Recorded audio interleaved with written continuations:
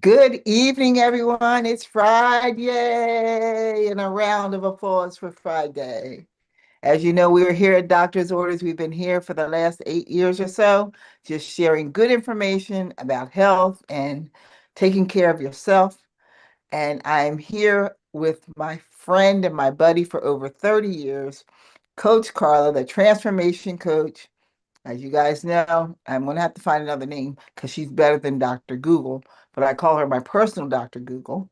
We're going to find, I don't know what's better than Dr. Google, but we'll figure it out. So, welcome everyone. We are part of a healthy living community known as the Juice Plus community. Carla's been there for over 10 years, and I have been here for 9 years.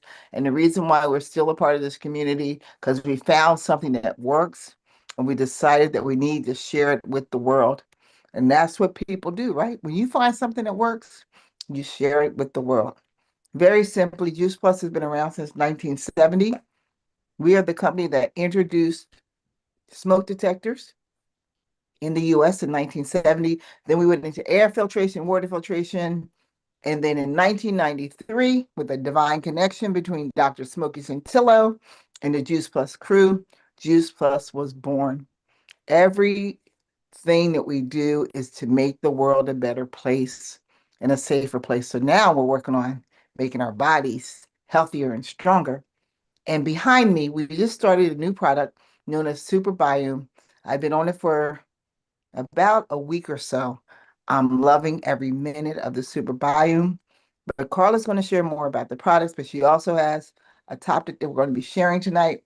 So, Carla, I'm turning it over to you. The floor is yours.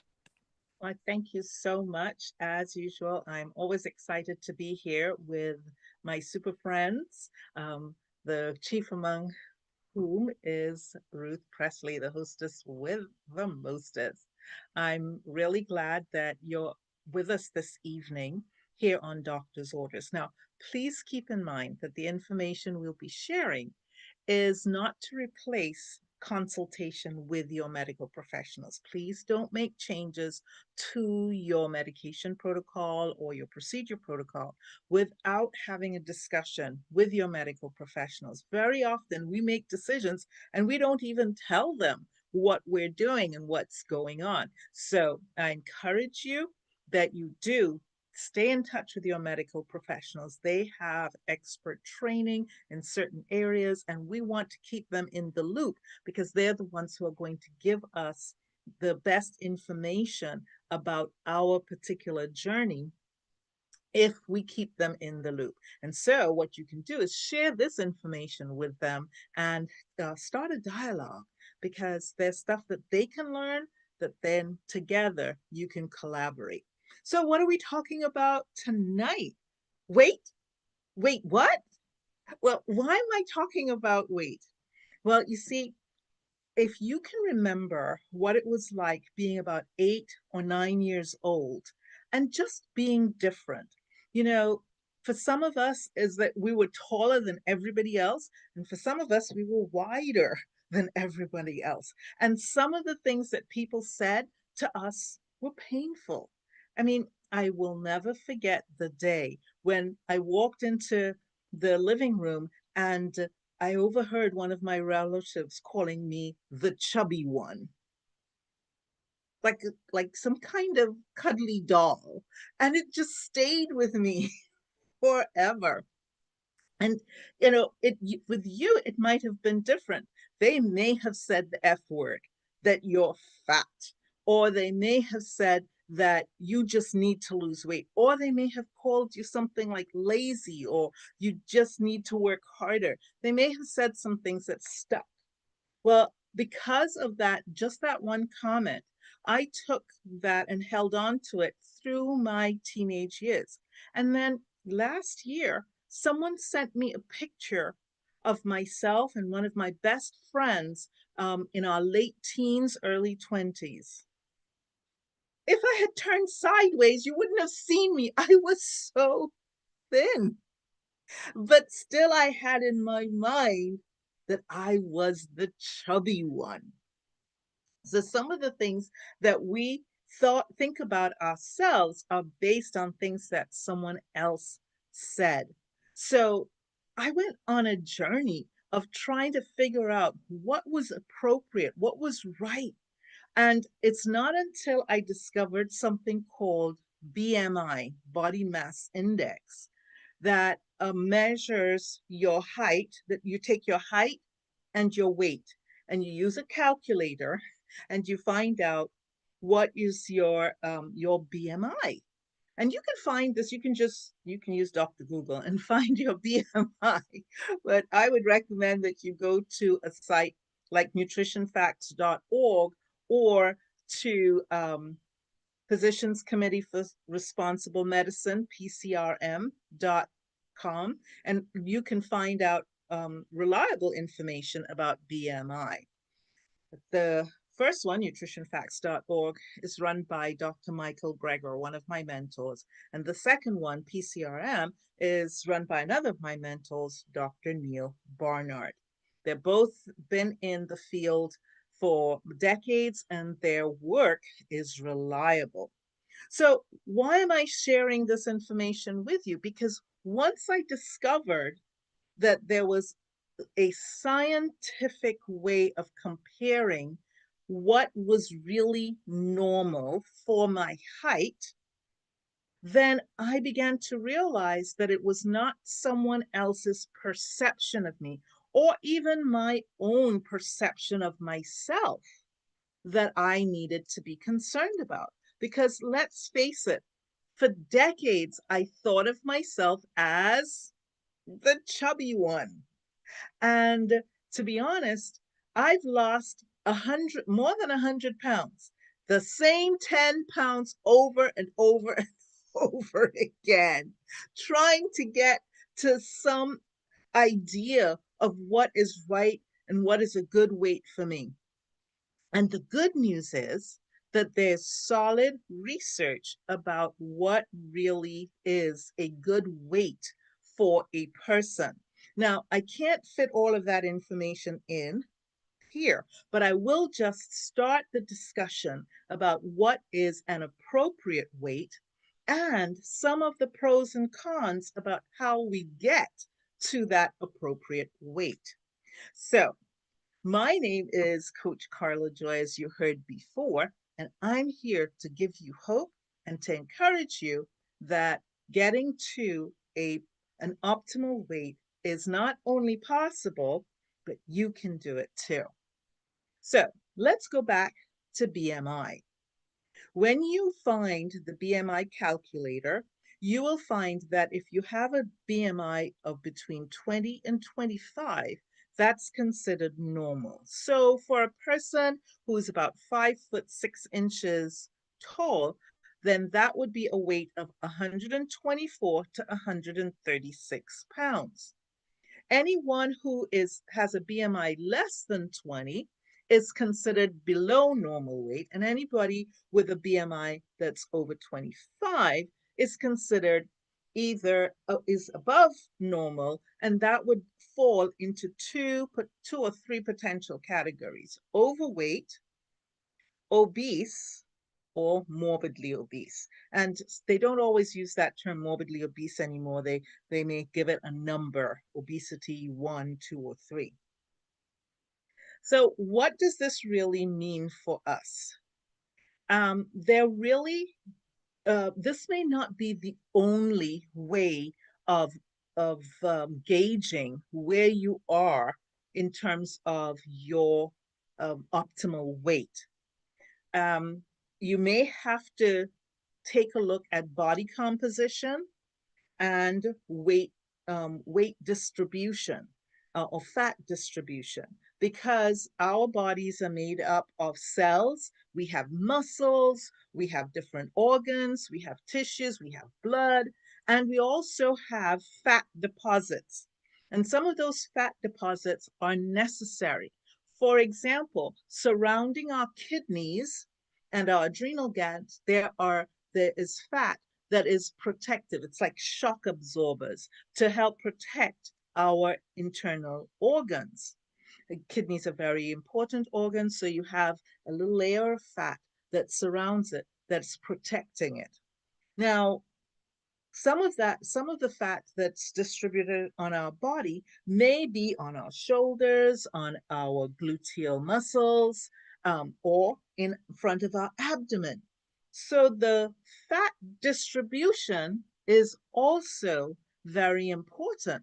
In fact, there's research that indicates that having a waist circumference for women of more than 31 inches or for men of greater than 37 inches is a very good indicator of things like increasing risk for heart disease, cancer, diabetes, autoimmune conditions. So, not only do we want to know our BMI, and for BMI, all you need is to know your height and to have a scale to know your weight. But if you wanted to know your body composition, you would need to go to have some additional measurements, maybe a special type of scale, or maybe a practitioner who can help you get a better picture of where is your weight distributed and whether how much of that is fat and how much of it is distributed in a way that leads to health decline. So keep in mind that every 10 to 11 pounds greater that a person gains can actually reduce their lifespan or and increase their risk of disease by as much as 20, 30, or even 40%. So just keep in mind that this is not a trivial topic. We've had situations where people experienced body shaming because of their weight. And it may not have been intentional, just as my relative who referred to me as the chubby one may not have meant any harm. But sometimes people feel these words or these labels for many, many years. And we have to have compassion with people who have been body shamed, who've been made to feel that their weight is due to a lack of purposefulness, a lack of control. In fact, we now know that with the change of the type of food that we are being exposed to, the things that we are calling food, that many of them have been scientifically engineered to keep us eating. They're called hyper palatable foods. So I'm sure that you can remember an advertisement where they say, I bet you can't eat just one. So researchers have spent time trying to find the exact taste, flavor, the amount of salt, sugar, or oil that would entice us to keep eating more and more and more. And so when people have felt or have felt shamed because others have said, well, you need to practice self control, it's not always about self control. We are being bombarded with advertisements.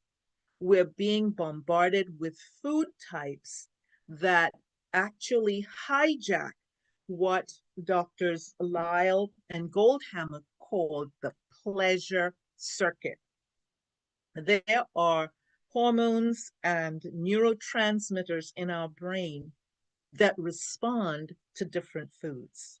And so these hyperpalatable foods trigger that pathway and make it extremely difficult for us to resist those foods. So hyperpalatable foods, that's one of the challenges. Another of the challenges that we have with functioning at, maintaining, or even achieving our optimum weight is the concept of dieting. You know, when when you think of diet, could you type in the chat what definition do you have of the term diet? And Ruthie, if anybody writes any comments, could you interrupt me and read those comments for me? If there's anybody giving a definition, what is your definition of diet? And for some people, diet means we're going to eat a special way, restrict now, so that we can return to eating the way we want to later. So for many people, diet means a temporary restriction that will allow me to reach a goal. And then once I've reached that goal, I can just go back to life the way it used to be. Do I you? do have a couple comments. Yes. One says, I don't like diet. I prefer lifestyle change.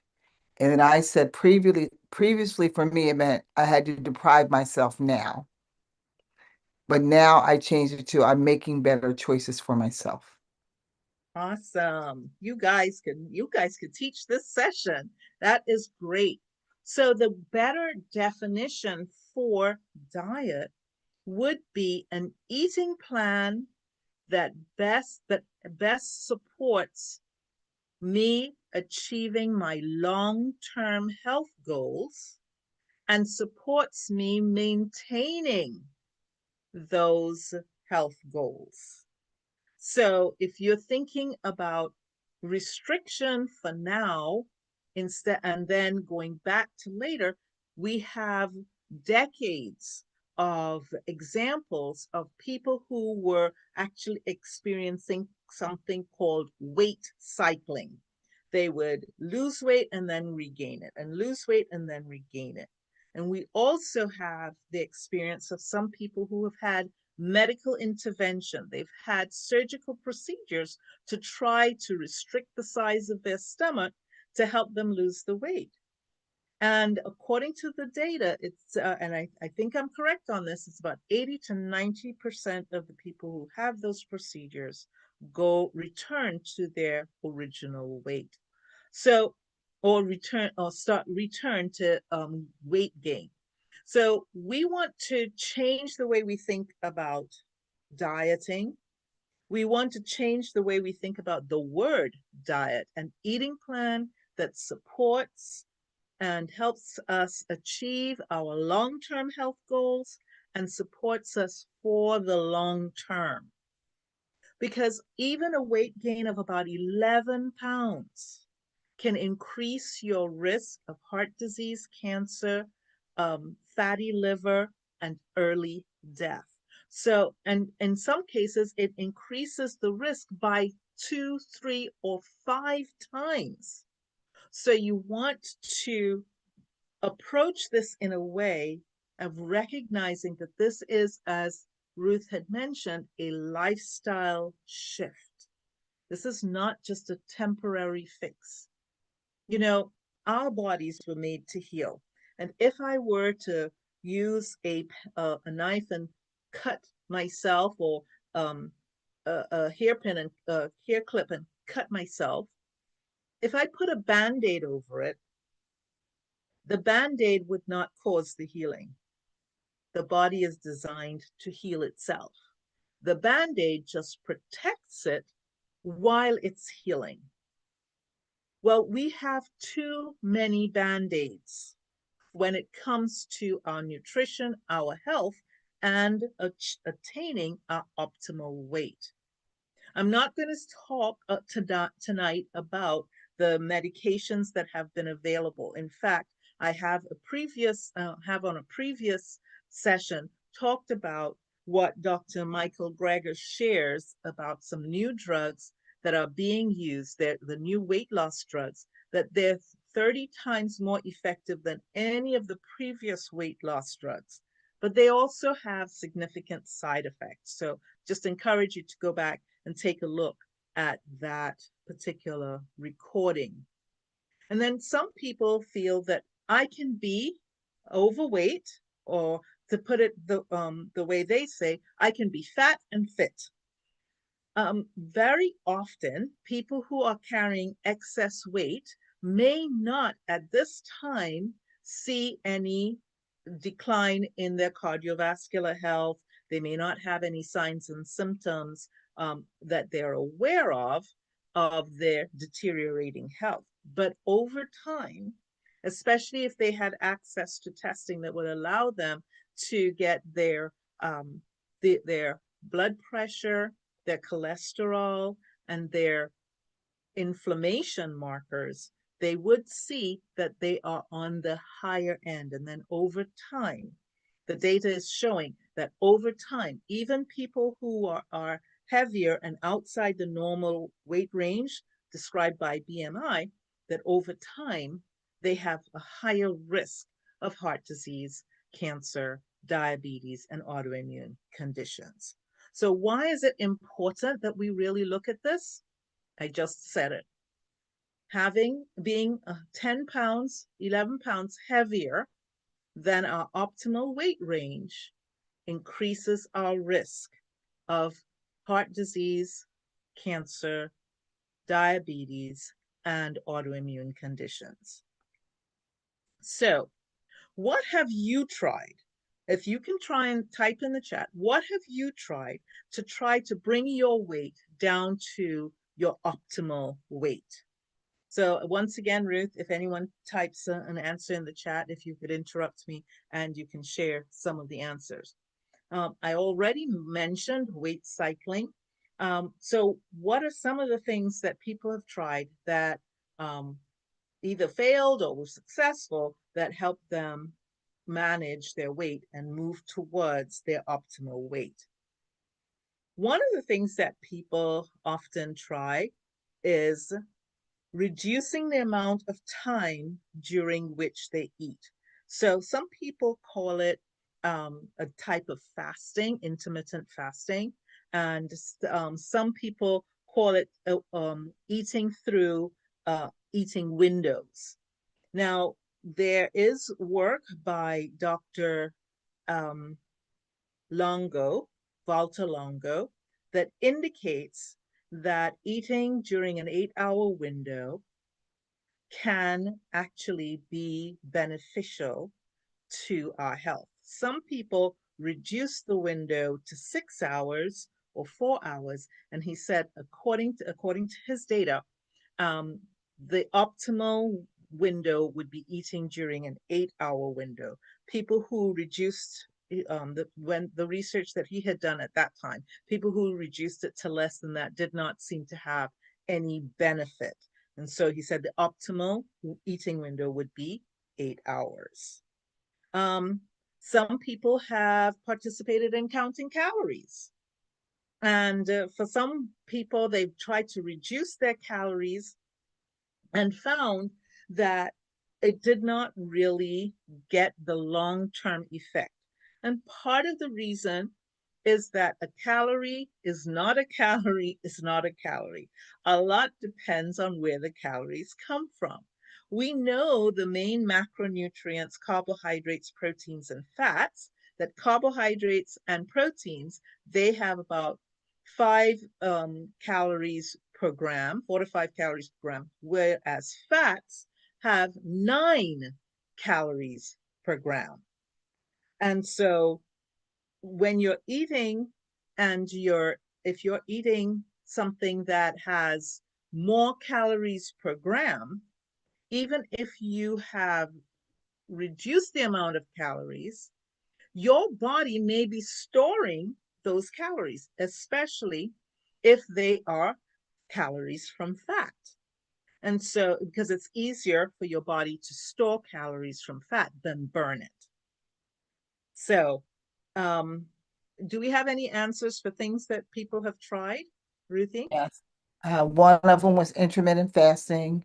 Someone else said they were eating smaller portions.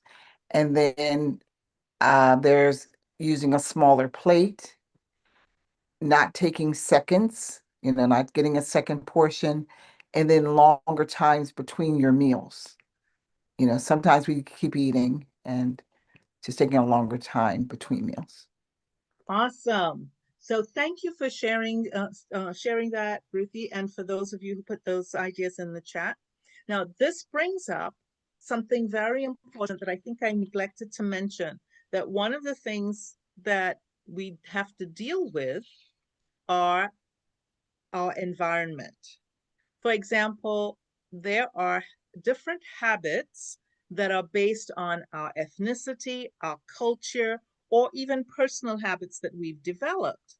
So, for example, there are certain holidays during which certain types of food are eaten. I don't know much about the Hawaiian Islands, but every time I see pictures of them having a holiday, there's always talk about a big pig that was buried, that they roasted and buried underground and they bring it up. So that's part of their cultural event. And I know there's a holiday coming up soon. And for some cultures, you have to have ham and turkey and pork and there are lists of things that have to be there for that particular, and we're not even talking about the desserts. Okay, I'm not even going to go there. So, and but then there are also some habits that we learned growing up. How many of you have heard, don't get up until you've Finish your eat, plate. you finish, you Your clean plate is your plate? clean. That's right. How many times have you thought about, I don't want to eat this whole plate of food? And then 15 minutes later, you look at the plate and the plate is clean. You didn't want to eat all of that food. And so, if you are starting with smaller portions, using smaller plates, because the plate sizes have grown over the decades. So, those are some strategies that can actually be helpful because we've got some habits about eating, about making sure that we eat everything that's on our plate. So if we had smaller plates, smaller portions, and made the decision to not go back for seconds, we can help ourselves. One of the reasons why that works is because when you eat, it takes about 18 to 20 minutes for the brain to get the message that you are full. So that if you eat a smaller portion and you give yourself enough time, your brain will register, oh, I'm full. And then you won't have to keep eating. So we call it honoring our fullness. So um, one of the things about calories that I wanted to remind you, we talked about the fact that a calorie is not a calorie is not a calorie. In fact, if you drink water, a glass of water before a meal, you tend to eat 100 calories less. This is from the research done by Dr. Michael Breger. He also said that if you eat an apple before a meal, you tend to eat 1 to 200 calories less. And so if you're eating a salad before your meal or you're drinking water before your meal, you can actually cut down on the number of calories that you'll actually eat. And the other thing is looking at your food choices and choosing things that are not high fat, but choosing things that are high in fiber. Now, for a little quiz, where do you find fiber? In fruits, in vegetables, in grains, in peas and beans, or in animal products. So you have 5 choices: in fruits, in vegetables, in um, fruits, vegetables, grains, in peas and beans, or in animal products. Da, da, da, da, da, da, da, da. Okay, come on, type in the chat. Where do you get fiber? Fruits and veggies. Yes. Animal products do not contain fiber.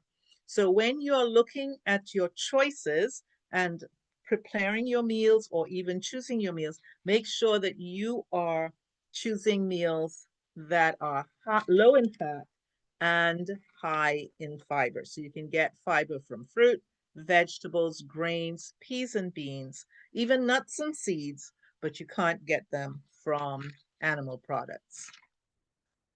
Good news, if you are on an eating program, because remember we said diet, is to help us with our long-term goals. It's a long-term change. The visceral fat, the fat that is excess, that tends to go away first. So I just want to encourage you, you can have hope. But what does the research show? Enough about the obstacles. What does the research show? What can we actually rely on? Well, the research shows that eating whole food plant-based is the best eating plan that can achieve long-term goals and support long-term goals. So what's whole food plant-based eating? I'm glad you asked. That's when 90% of your calories come from plants. That would be fruit, vegetables, grains, peas, and beans. A whole food plant-based eating plan will not contain any dairy because all dairy products would be high fat and highly inflammatory. It will contain no added oils because all the food that we're eating also contains their natural oils. And we'll talk a little bit about if you feel that you need some of the essential oils, we have a way to help you get those in a small capsule that will allow you to add that without adding unnecessary oils to your eating plan. And so what do you get to eat? People say, because only 10% of your calories come from animal products. But what do you put in this 90%? Well, put in the chat your favorite vegetable or vegetables. You can put 2 or 3. And then put in the chat your favorite grains and your favorite peas and beans. So I'm going to give you an opportunity to do that. And Ruthie, you can interrupt me when people have put some of those. You can eat vegetables and grains and peas and beans and provide the macronutrients, the carbohydrates, fats, and proteins, and the micronutrients. But I know, wait. Some of you are saying, but I don't have time. I don't have, I'm not good at cooking, or it's going to cost too much. Well, that is not true. All the fruits and vegetables and grains and legumes, they actually can be filling and you can make a difference. And we'll tell you a way that we can help you get more fruits and vegetables. So Ruthie, what's in the chat? All right, Coach Carla, we have collard greens, lima beans, rice, squash.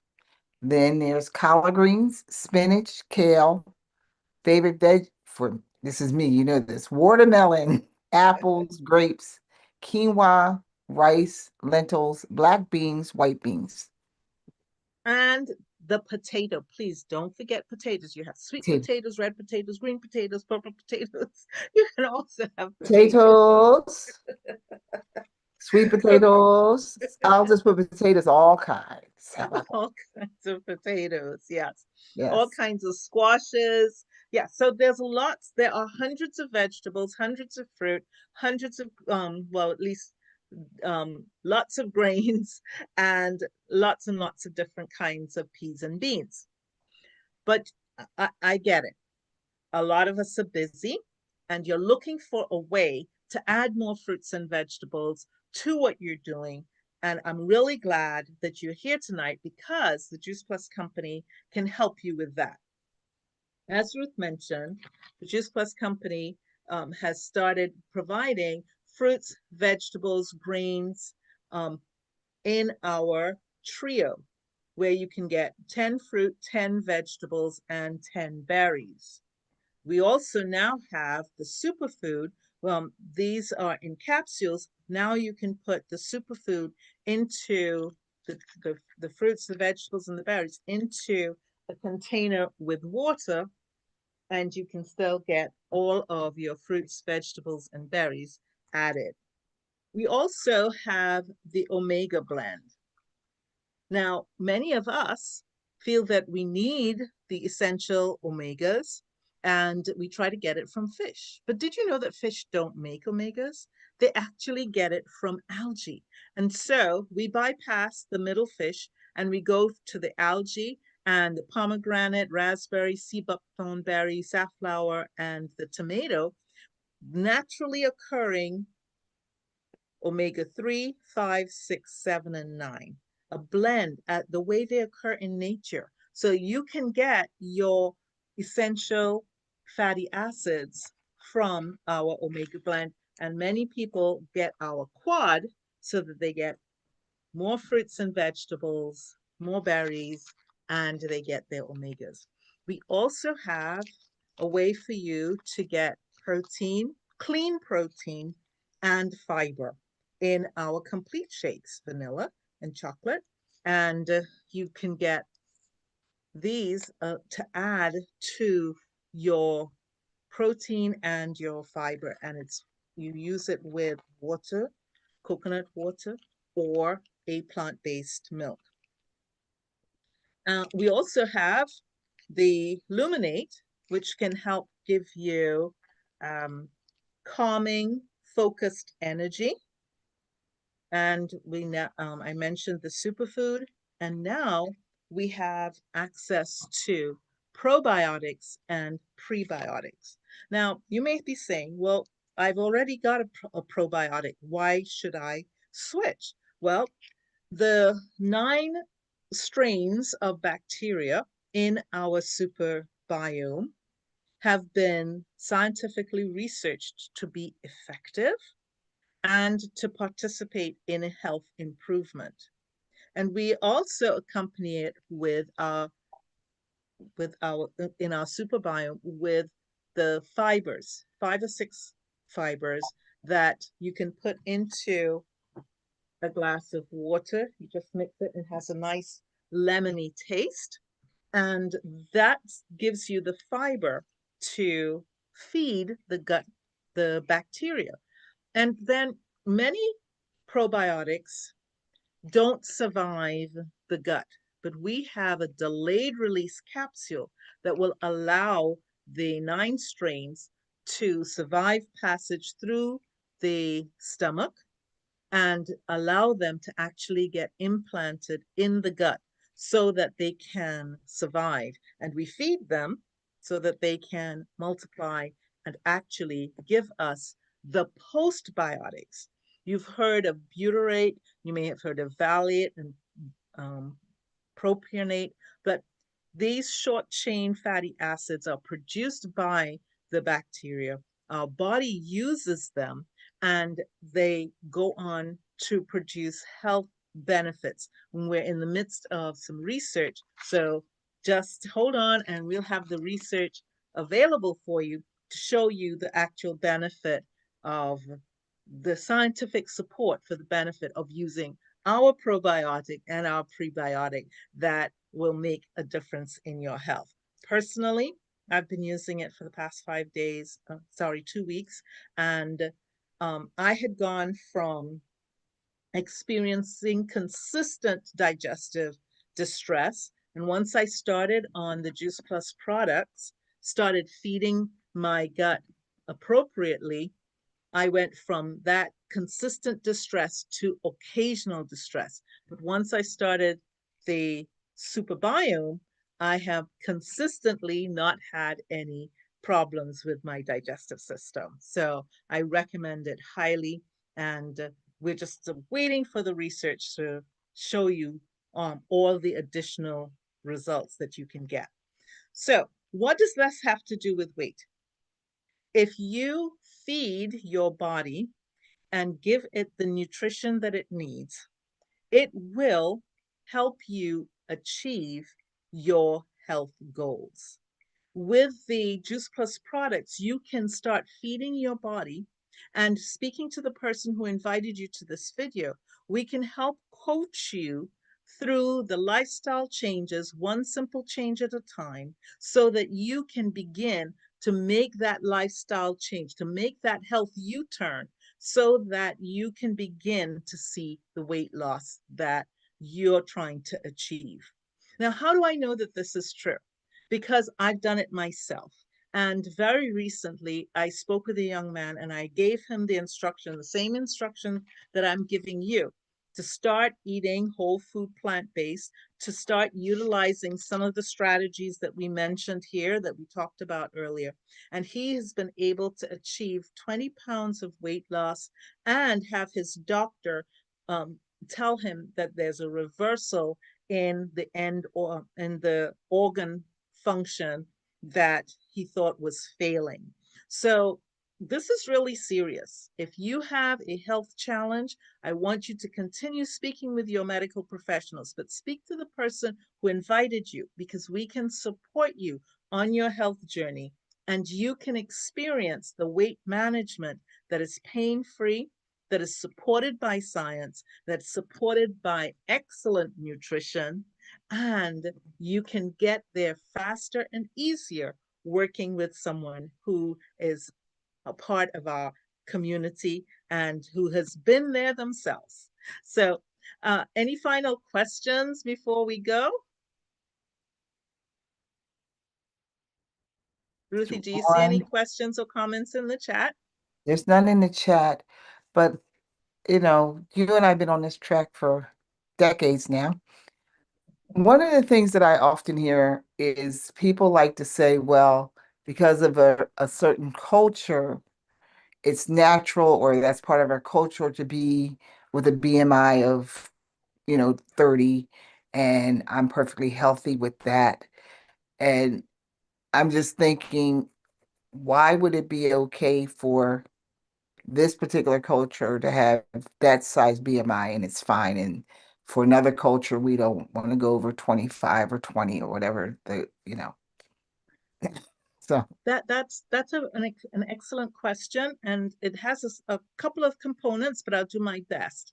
Number one, BMI is not a perfect measure because you might have a normal fit in the normal 20 to 25 BMI, but your weight distribution may be, you may have a lot of abdominal fat. In fact, as women age past reproductive age, their bone density goes down. So a woman may maintain the same weight, but her weight distribution may be different. She may actually develop more weight in her abdomen and stay the same weight on the scale. And so it's very important for us to know what's going on in our bodies, which is why being part of this community is so important. The second thing is, when you look at different cultures, has there been any research on how the people in that culture, what is their health profile? So a lot of research has been done on mainstream ethnic groups that has not been done in other ethnic groups. And so you'd have to compare the health parameters for that group. There may be a group, and again, I don't know which group we're talking about, so this is hypothetical. There may be a group that has traditionally a higher BMI. They just may not be as tall.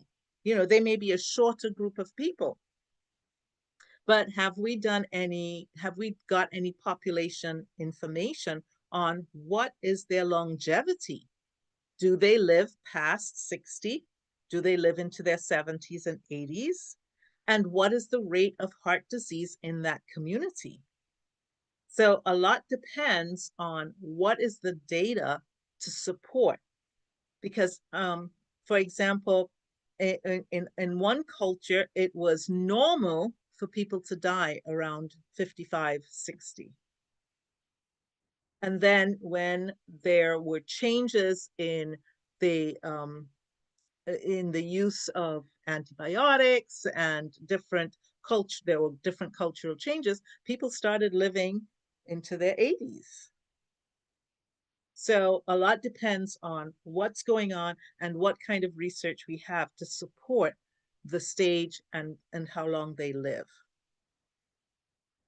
So BMI was developed for a majority group, but it can be applied It's not a perfect measure, but it can be applied. And we'd have to look also at the health parameters of that group to be able to say that at for this particular ethnic group, a different BMI would be normal for them.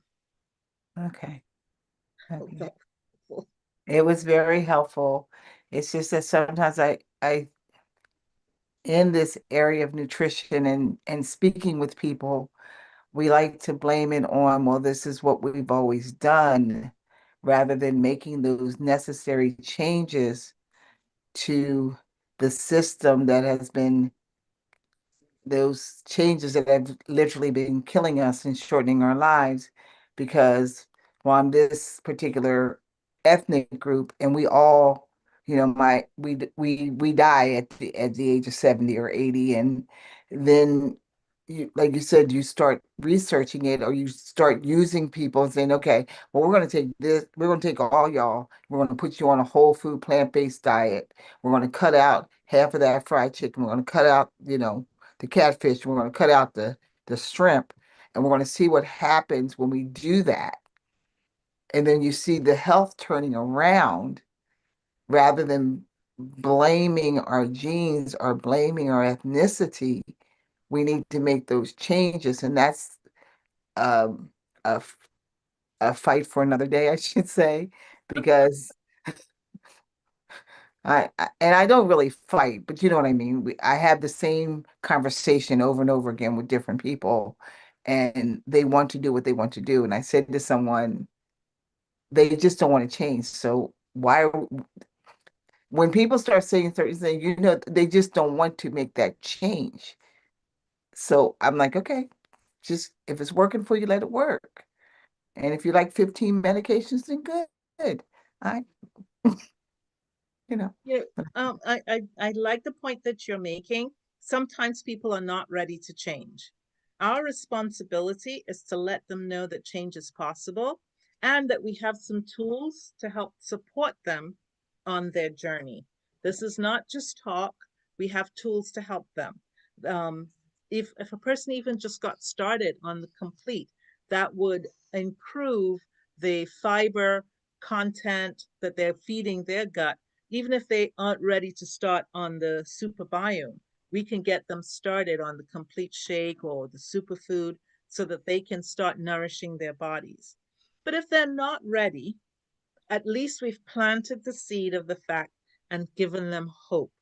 And so that when they're ready, they know that they can come back to us and they will meet a compassionate response and we'll be here for them to support them on their healthy living journey, one simple change at a time.